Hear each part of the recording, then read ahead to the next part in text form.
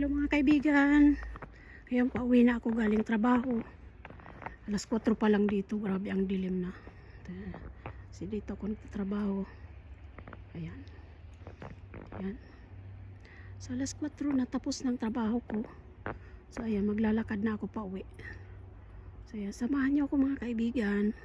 Grabe ang snow ngayong araw. Tingnan niyo. Ang sapatos ko pa naman walang spike. Sana hindi ako mabalikad. Sus, grabe ang snow. Isang meter siguro.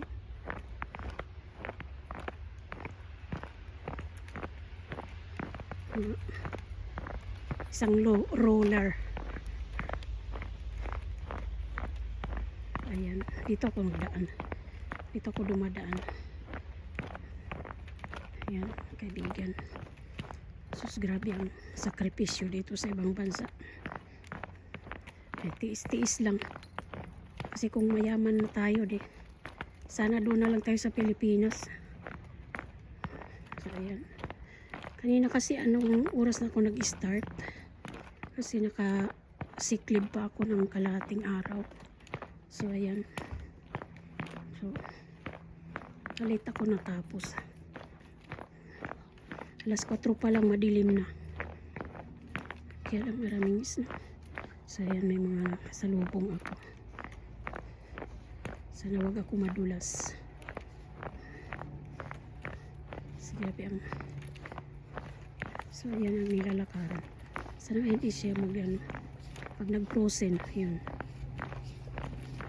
So masyadong madulas pag nag-crossing na. So ngayon medyo hindi pa masyado. Pero na rin, may dalawang uyab. Mas nakakatakot niya mag-drive. Kasi umaano yung gulong ng sasakyan. Pumapalag. Pag ganito is malambot. So ayan. Sana wag ako madulas. Kasi madulas. Ayan. So yan isang building namin. Umaga minsan nandyan ako. Ayan. So isang beses dito ako nagtihaya. Ayan. Ayan, madulas. So madulas dito.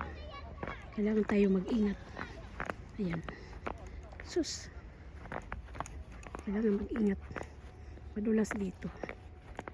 So ayan ang nilalakaran ko. Diyos ko Lord. Tabangi Ginoo. So ayan. Buya.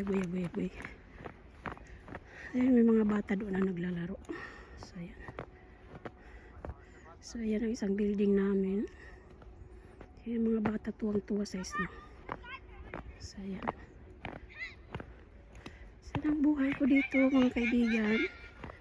So ko lang i-share sa inyo. Hindi ganun kadali sa ibang bansa.